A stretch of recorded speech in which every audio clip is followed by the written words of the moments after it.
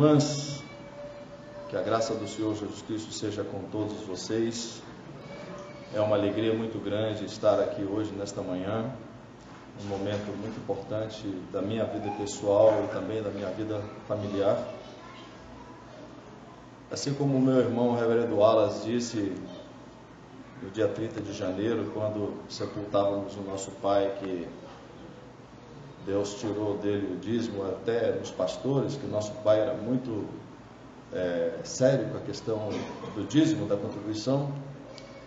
Eu sempre soube que havia um chamado do Senhor comigo, e eu entendi esse chamado, não era necessariamente um chamado pastoral, mas ao longo da minha vida, em diversos momentos, eu exerci essa função pastoral, principalmente estando à frente dessa igreja em alguns momentos do conselho que ficamos sem ter pastor titular, e principalmente durante 3 anos, quando fui moderador da IPU, eu senti muito bem o que é necessário, o que foi exigido de um pastor, afinal, ser pastor de uma igreja nacional, com todas as suas diferenças, todas as suas variações, e entendo que esse momento hoje é um momento em que realmente de minha parte eu posterguei o máximo, fazendo como Jeremias, mas acredito que há momentos que somente o Senhor é que sabe. Talvez seja porque daqui a 3 meses eu já me afaste para me aposentar e já esteja a pensar em algo mais qualitativo em termos de prestar serviços ao Senhor. Eu não posso deixar de dizer a minha gratidão ao reverendo Ézer, que sempre foi para mim inspiração, principalmente nos preparos dos sermões. Eu tenho na minha cabeça sermões memoráveis do reverendo Ézer, alguns que eu adotei e fiz alguns ajustes, obviamente, e que são sermões que me marcam, e um dos que me marca é Jeremias, quando o Senhor manda ele comprar um campo de uma terra arrasada, falando da esperança futura. Também tem inúmeras irmãzinhas que estão aqui hoje, e que eu até liguei para elas dizendo: eu faço questão que você esteja lá, mas eu não vou omitir que Dalila me disse: eu não posso morrer sem ver você pastor dessa igreja. Aí eu fiquei meio apertado, falei: Deus, que Dalila viva muito tempo, não é verdade? E que Dalila, você, uma mulher ainda muito jovem, cheia de saúde, que você viva muito tempo, mas esse tempo chegou, o tempo, eu pastor na igreja, chegou. E no nome da Dalila eu faço minha gratidão a inúmeras irmãzinhas que estão aqui hoje, que sempre disseram assim: por que você não é pastor? Eu também tenho alguns irmãos, mas confesso que a maioria são as irmãzinhas. As irmãzinhas, elas cuidam muito da gente, elas oram por nós, e eu sou muito grato a Deus. Eu sou muito grato pela família que Ele me deu, pelo meu pai, que o meu irmão Alan citou, e pela minha mãe, que aqui está, porque o sermão de hoje tem a ver com um texto que minha mãe gostava muito, e eu vou dizer por quê. Por isso eu convido vocês, os que puderem, a abrirem sua Bíblia em Mateus 25.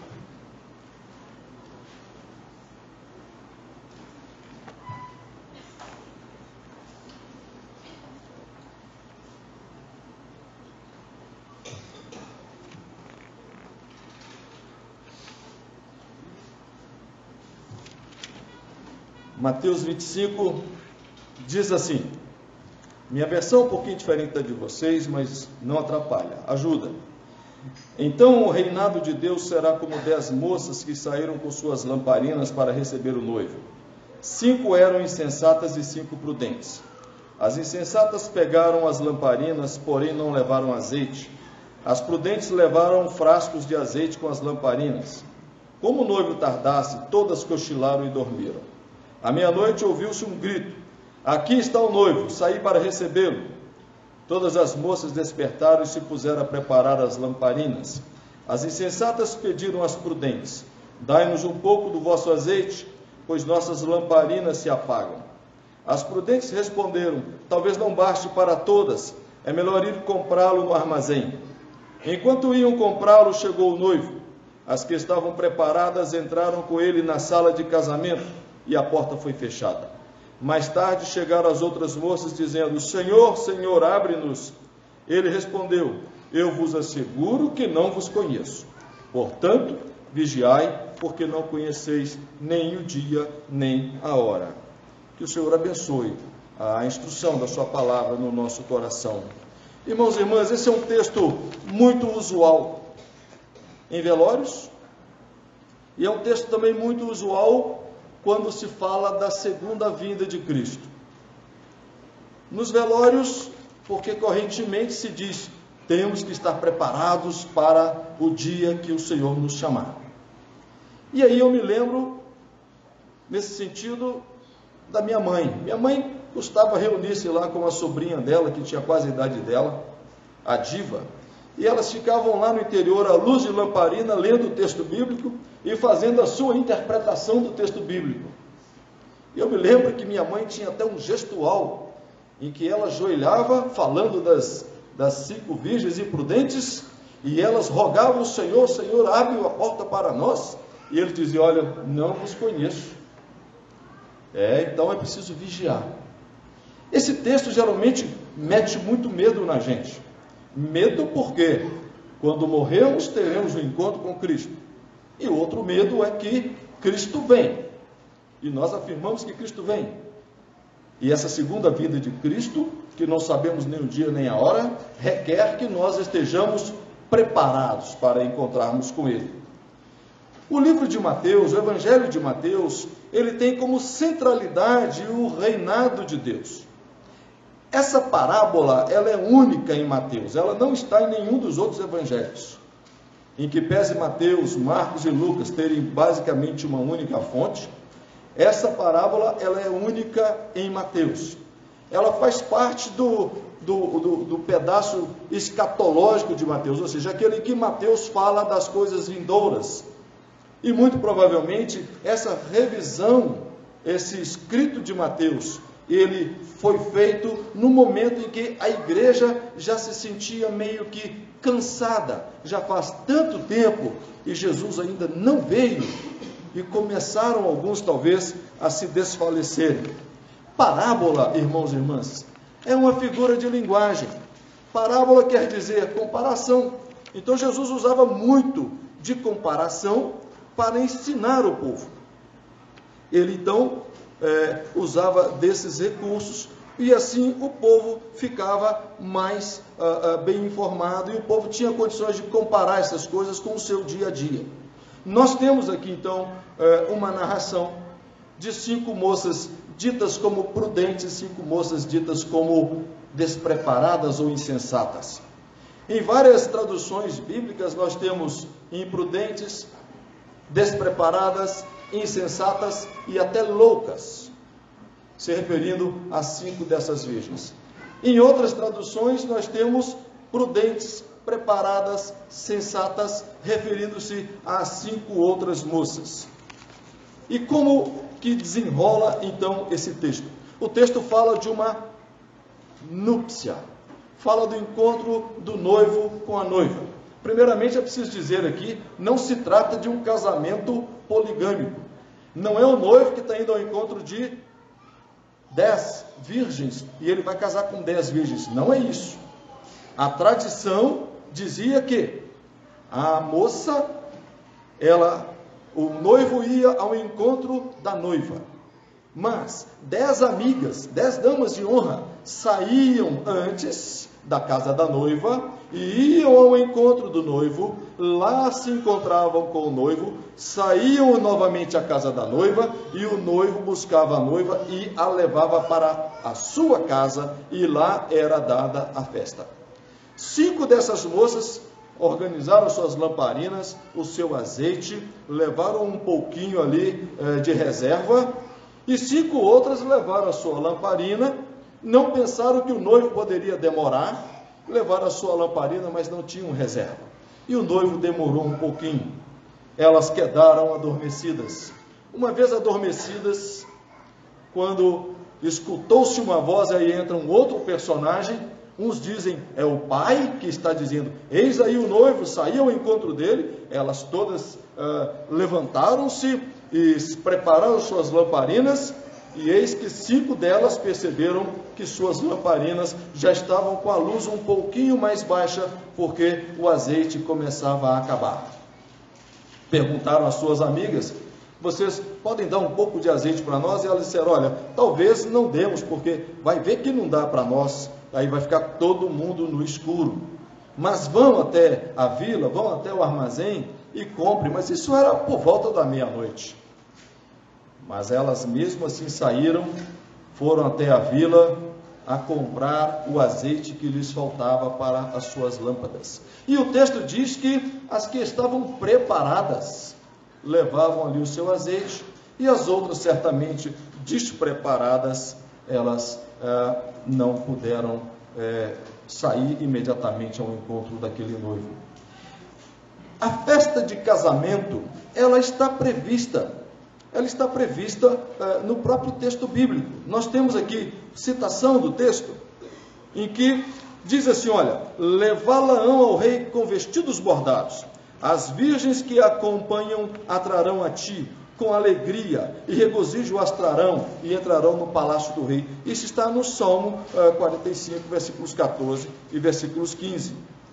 E Cantares também diz assim, ouvi, pois, chega meu amado, saltando sobre os montes, pulando pelas colinas. Eu estava dormindo, meu coração vigiando, quando ouço o meu amado e me chama, abre-me, amada minha, pomba minha, sem mancha, pois tenho a cabeça orvalhada, o meu sereno, o cabelo da noite, o cabelo meu tem o sereno da noite.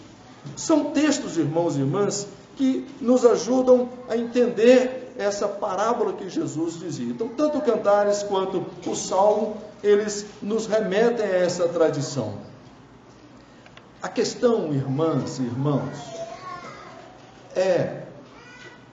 do ponto de vista do comportamento humano, é saber o que é estar preparado, o que é não estar preparado, o que é ser prudente, o que é não ser prudente. Também nos provérbios há um elogio à sensatez, e também nos provérbios há um furor da insensatez. Nos provérbios 9 estão escritos assim, que a sensatez chama aquele que não tem maturidade para vir beber da sensatez. E logo depois a insensatez chama o imaturo para beber da insensatez, dizendo inclusive que a água roubada tinha um sabor melhor, o pão roubado tinha uma diferença. É como se nós disséssemos assim, mesmo que de brincadeira, que ganhar do Cruzeiro com gol de mão é muito bom. É mais ou menos assim. Mas isso é insensatez. Irmãos e irmãs, então dessa maneira, aquelas 5 moças, ditas como preparadas, não puderam ceder do seu azeite, e outras 5 moças despreparadas. Agora, do ponto de vista humano, será que alguém de nós pode dizer, apesar da nossa idade já avançada, apesar de sermos homens de meia idade, apesar de outros terem 80, 90 anos, alguém pode se dizer, eu estou preparado? Alguém pode dizer assim, eu sou sensato? Alguém pode dizer assim, eu sou prudente? Ora, se já atravessamos algumas décadas de vivência, nós não podemos dizer que somos prudentes, que somos preparados, que somos sensatos. O que esperar de 5 moças virgens, provavelmente moças jovens, adolescentes, 15, 16 anos? O que é sensatez? O que é prudência? O que é estar preparado? Quando nós falamos de adolescentes de 15 anos, vocês conhecem os adolescentes, temos aqui pais adolescentes. Será que podemos esperar deles prudência, sensatez, preparo? O que acontece então ao entendermos essa parábola, ao fazermos uma interpretação possível dessa parábola? Do ponto de vista humano, aquelas meninas, elas se esforçaram para encontrar-se com o noivo. Elas mantiveram a sua virgindade, elas ajustaram suas lamparinas, elas dedicaram o seu tempo, elas organizaram-se de tal maneira que iam encontrar-se com o noivo.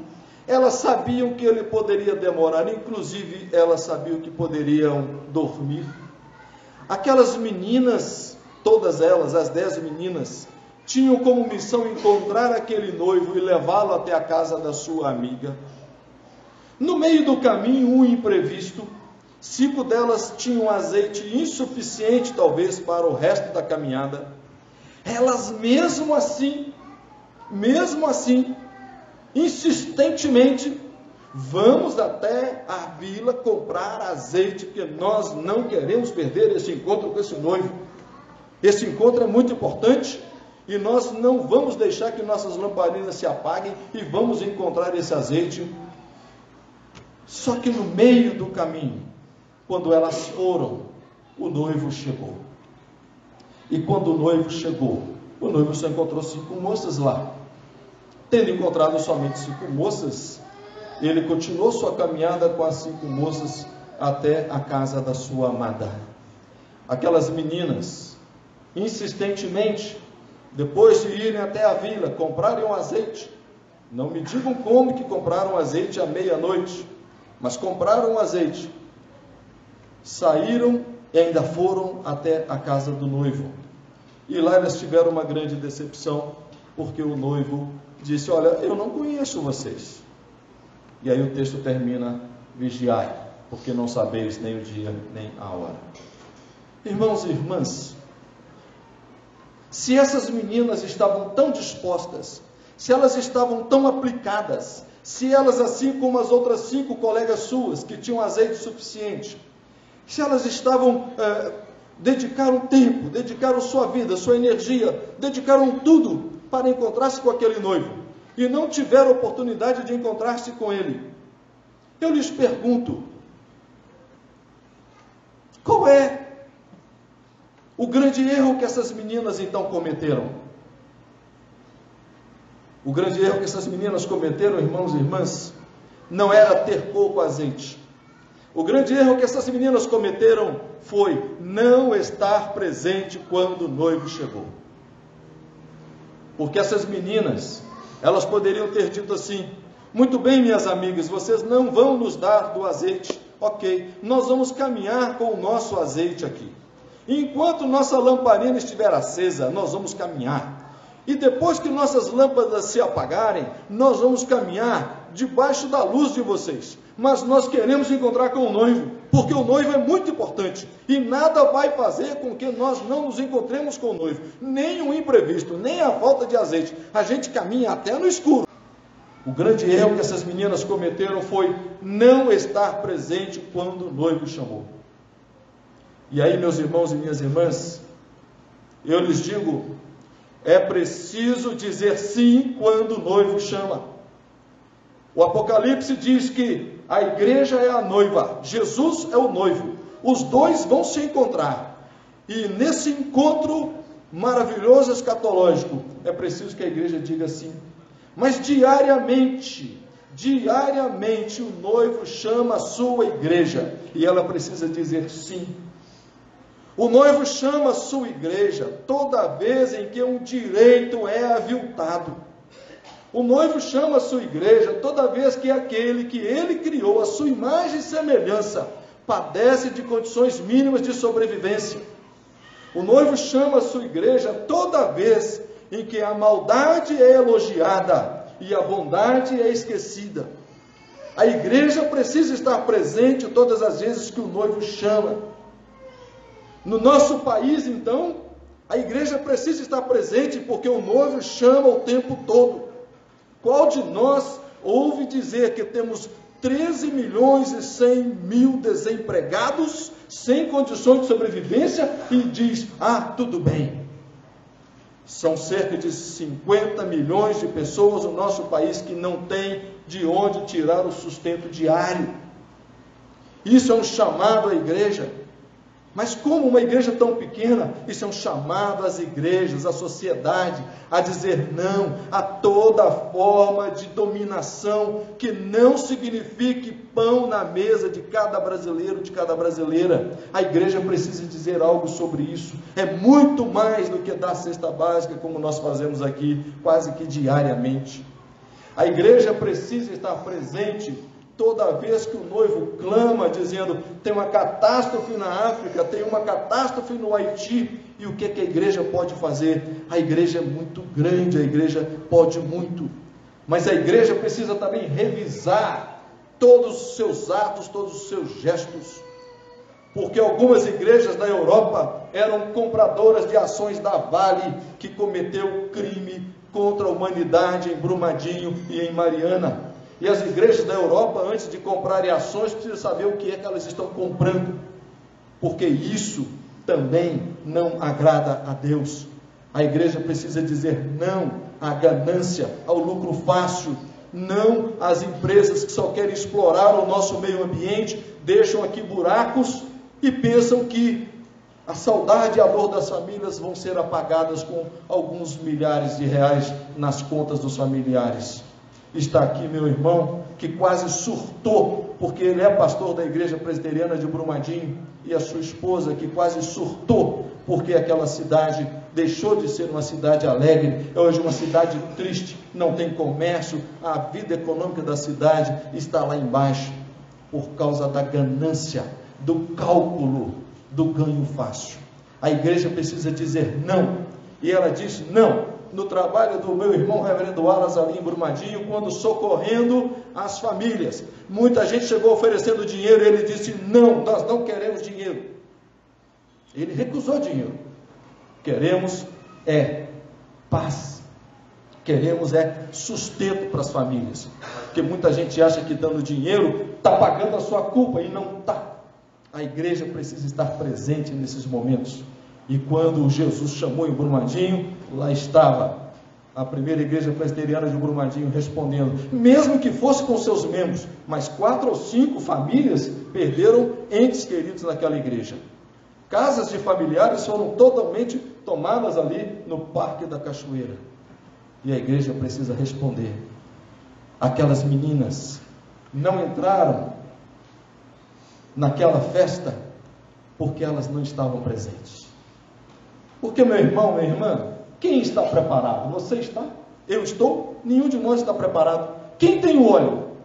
O que é o óleo? Qual é o significado do óleo na palavra? O óleo, um dos significados do óleo é o Espírito de Deus. É aquele que transborda, aquele que cuida, aquele que sara, aquele que nos perfuma, aquele que nos capacita. Alguém pode dizer, eu posso comprar o óleo, você não pode ou não posso? O óleo é o Espírito Santo de Deus que nos reveste, e dele você só vai receber de graça, vindo do próprio Pai. É Ele quem te dá, é Ele quem te prepara, é Ele quem te capacita. Nenhum de nós é preparado, antes nós somos alcançados pela graça de Deus, que nos leva, que nos impulsiona ao encontro com o noivo. E isso sim é estar preparado, não por nós mesmos, não pelo óleo que nós vamos adquirir, mas por essa invasão que a graça de Deus faz em nossas vidas, enchendo-nos do óleo do seu Espírito Santo, capacitando-nos para sermos profetas e profetisas em um mundo que precisa muito da graça de Deus, em um Brasil que precisa muito da graça de Deus. Isso é estar preparado. Aquelas moças cometeram um pequeno deslize, foi não caminhar com as outras para encontrar-se com o noivo. Que a nossa igreja saiba responder ao chamado do noivo e ir ao encontro dele, com lamparina, sem lamparina, com recurso, sem recurso, com capacidade, sem capacidade, com nossas deficiências, com nossas mazelas, com nossas dificuldades que nós temos, mas que sigamos ao encontro do noivo, não percamos de vista a caminhada ao encontro do noivo, e sempre ouvindo quando ele nos chama, porque ele chama o tempo todo. Há muita fome no meu país, há tanta gente que é infeliz, há criancinhas que vão morrer, há tantos velhos a padecer, milhões de olhos não sabem ler, milhões não sabem como escrever, nas trevas vivem sem perceber que são escravos de um outro ser. Isso é a letra do nosso hino. E 50 anos depois, é uma atualidade ainda nesse nosso país. Que Deus abençoe a cada um de vocês, meu irmão e minha irmã, que a graça dele seja com vocês, seja conosco. Eu quero finalmente agradecer também a presença do meu amigo Arbex, que disse que eu quero ir lá na sua ordenação, a sua investidura. Que Deus abençoe a todos vocês e abençoe a todo mundo que está aqui hoje, e que você tenha um ótimo domingo, no nome de Cristo Jesus. Amém.